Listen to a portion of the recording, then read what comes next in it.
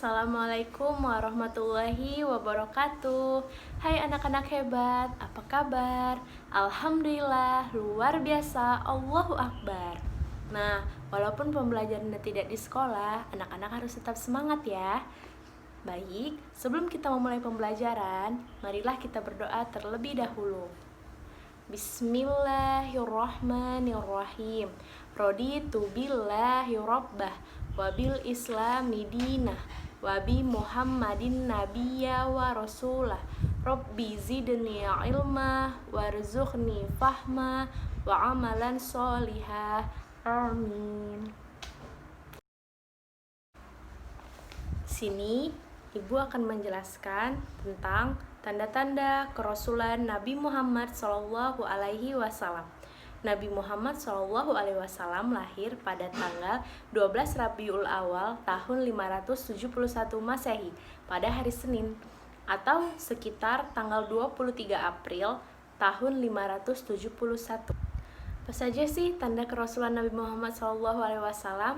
Yang pertama, pada saat Rasulullah SAW akan lahir, muncullah pasukan bergajah yang dikepalai oleh Raja Abraha yang berniat ingin menghancurkan Ka'bah dengan membawa pasukan bergajah tersebut.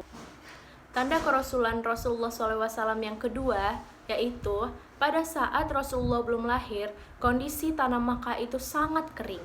Tidak ada pohon yang tumbuh, tanah sangat tandus, dan tidak ada buah-buahan yang tumbuh karena tidak ada turun hujan di lokasi Makkah tersebut. Namun tiba-tiba muncul hujan yang terus-menerus yang menyebabkan tanah Makkah itu menjadi subur, banyak pepohonan tumbuh, dan juga banyak buah-buahan. Itulah tanda yang kedua dari kerasulan Nabi Muhammad SAW. Yang ketiga, yaitu matinya api suci dari suku Majusi. Apa sih suku Majusi itu? Suku Majusi adalah suku yang menyembah api. Nah, jadi api dari suku Majusi itu sudah menyala selama hampir 1000 tahun, tidak pernah sekalipun padam. Namun, pada saat Rasulullah SAW akan lahir ke dunia ini, tiba-tiba api suci Majusi itu padam, sehingga menyebabkan suku Majusi menjadi kebingungan. Mengapa api suci yang sudah hidup selama bertahun-tahun itu mati tiba-tiba? Nah, itulah tanda yang ketiga bahwasannya Rasulullah memang benar utusan Allah. 4, yaitu air danau dari kerajaan Persia tiba-tiba surut. Air danau tersebut merupakan sumber kehidupan bagi orang kafir di Persia, sehingga tiba-tiba air danau tersebut surut. Sehingga bingunglah rakyat Persia pada saat itu mengapa tiba-tiba air tersebut bisa surut. Kelima tandanya, yaitu tiba-tiba istana kerajaan Persia tiba-tiba retak dan juga runtuh. Bangunan tersebut yang sangat kokoh tiba-tiba runtuh, yang membuat raja Persia tersebut sangat bingung kenapa hal ini bisa terjadi. Yang keenam tandanya, yaitu tiba-tiba kerajaan di Romawi mengalami banyak keruntuhan gereja dan juga biara. Padahal bangunan tersebut sangatlah kokoh. Namun pada saat Rasulullah SAW akan lahir, para gereja dan biara tersebut tiba-tiba runtuh. Nah, itulah tadi beberapa tanda bahwasannya Rasulullah SAW memang utusan Allah yang akan membawa agama Islam di dunia ini. Itulah tadi beberapa tanda bahwasannya Rasulullah SAW memang benar utusan Allah. Karena Rasulullah SAW diutus Allah ke dunia ini untuk membawa ajaran agama Islam dan mengharamkan seluruh umat untuk memeluk agama yang lain, karena agama Islam merupakan agama rahmatan lil alamin, di mana agama Islam itu mengatur seluruh kehidupan manusia, baik dari segi ekonomi, segi sosial, dan juga segi ibadah. Semua sudah masya Allah diatur oleh Allah Subhanahu wa Ta'ala, anak-anak. Selanjutnya materi kedua, yaitu masa kecil Rasulullah SAW. Rasulullah SAW terlahir dalam keadaan yatim. Rasulullah SAW pada saat lahir sudah disusukan oleh Ibu Halimatus Sa'diyah yang tinggal di pedalaman Arab. Sebenarnya dahulu Ibu Halimatul Sa'diyah itu tidak mengharapkan Rasulullah, karena para ibu susu tersebut mengharapkan anak asuh atau anak susunya itu berasal dari keluarga yang kaya, sehingga mereka akan diberi imbalan yang banyak dan akan menjadi kaya juga. Namun pada saat itu Halimah tidak mendapatkan anak susu, sehingga mau tidak mau Halimah harus membawa Nabi Muhammad SAW ini ke rumahnya untuk disusui. Namun, itulah rencana yang sudah diatur oleh Allah Subhanahu wa taala. Halimah merupakan suku yang terbaik pada saat itu di kalangan Mekah. Sehingga bahasa Arab Nabi Muhammad itu sangatlah baik dan sangatlah lembut. Yaitu suku dari Halimatus Sa'diyah itu suku yang paling baik dalam fasih bicaranya, dalam logat bahasanya, itulah suku Arab terbaik pada saat itu. Dan Allah Subhanahu wa taala telah membuat skenario yang terbaik sehingga Rasulullah diberikan ibu asuh yang terbaik pada saat itu, walaupun Halimah sendiri tidak tahu maksudnya dari pengasuhan Nabi Muhammad itu sebelumnya. Nah, pada suatu waktu Halimah sangat terkejut melihat ada 2 orang lelaki yang bersinar dan sangat kuat dilihat telah membelah dada Rasulullah SAW. Beliau sangat takut pada saat itu dan membawa Rasulullah kembali kepada kakeknya dan menceritakan semua kejadian tersebut.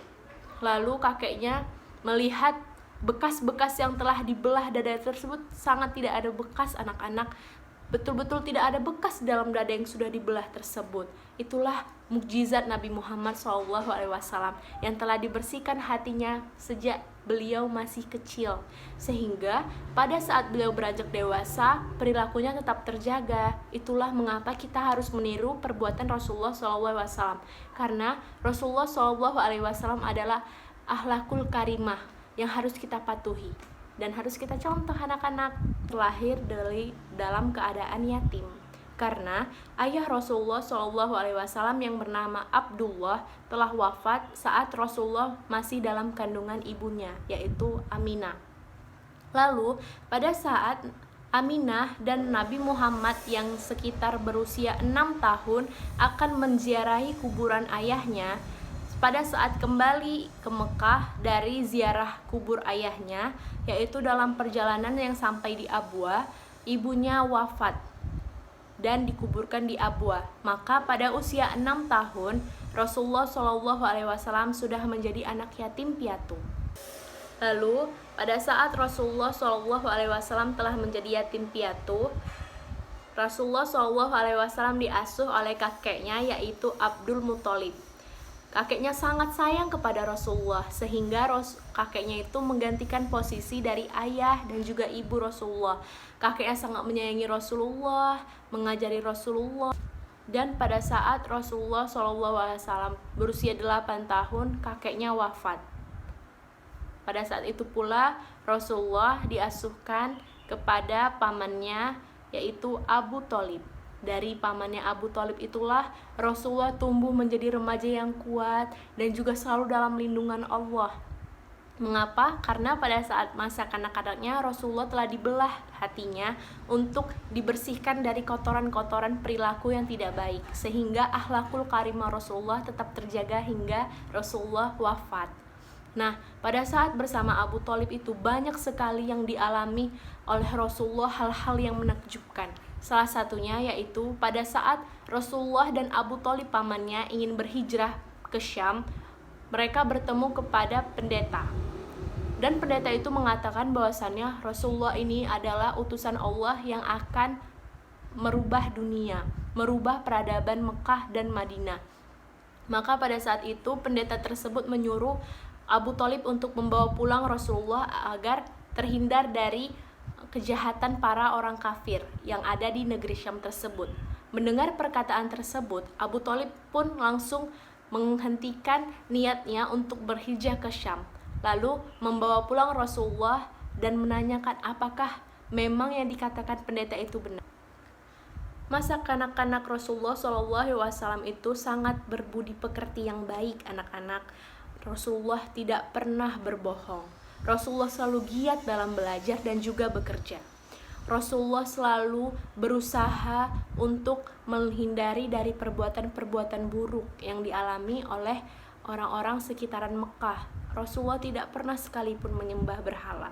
Nah, dan juga Rasulullah selalu menggembala kambing dengan jujur. Itulah mengapa banyak orang Mekah yang mempercayai dan menyukai Rasulullah.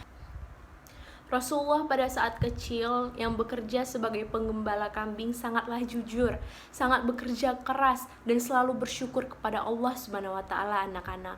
Padahal Rasulullah SAW pada saat itu sudah menjadi yatim piatu. Namun Rasulullah tidak pernah sedih dan merasa kecewa terhadap Allah Subhanahu wa taala.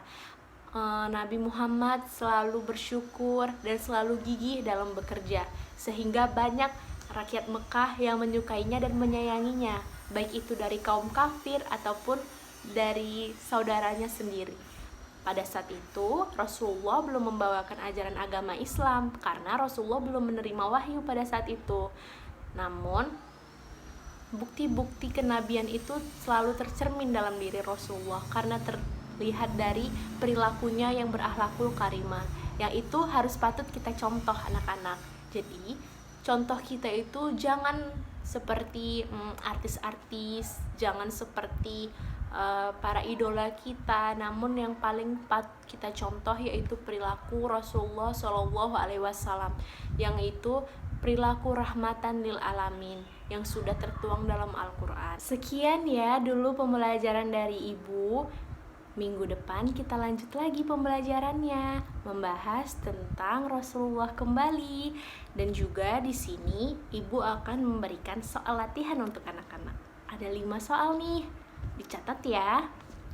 Yang pertama soalnya, disebut tahun apakah pada saat Rasulullah lahir? Yang kedua, pada tanggal berapa Rasulullah dilahirkan? Sudah? Yang ketiga, catat ya. Coba sebutkan pada saat umur berapa ibu Rasulullah meninggal. Lalu yang keempat, coba sebutkan apa saja tanda bahwasannya Rasulullah akan lahir. Lalu yang kelima, siapa sih nama ibu susu Rasulullah? Terima kasih anak-anak sudah mengikuti pembelajaran Ibu hari ini. Semoga ilmu yang sudah kita pelajari dapat bermanfaat untuk kita semua. Dan pesan dari Ibu untuk anak-anak yang hebat, bahwasannya tirulah perilaku Rasulullah SAW. Karena Rasulullah SAW adalah sebaik-baik manusia yang ada di muka bumi ini. Rasulullah merupakan akhlakul karimah yang terbaik di dunia ini. Tidak ada manusia yang dapat menandingi Rasulullah anak-anak. Maka dari itu mari sama-sama kita turuti dan kita ikuti semua sunnah Rasulullah SAW. Semoga ilmu yang kita dapat hari ini bermanfaat untuk kita ya anak-anak. Dan semoga kita selalu diberi kesehatan oleh Allah SWT. Dan juga jangan lupa ya, selalu menyayangi orang tua kalian. Karena ingat, orang tua adalah surga untuk kita. Restu Allah adalah restu orang tua.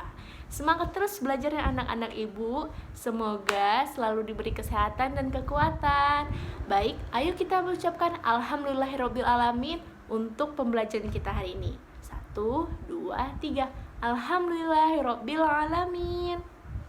Baik, sekian yang dapat Ibu sampaikan pada pertemuan kita kali ini. Mari kita sambung di pertemuan berikutnya.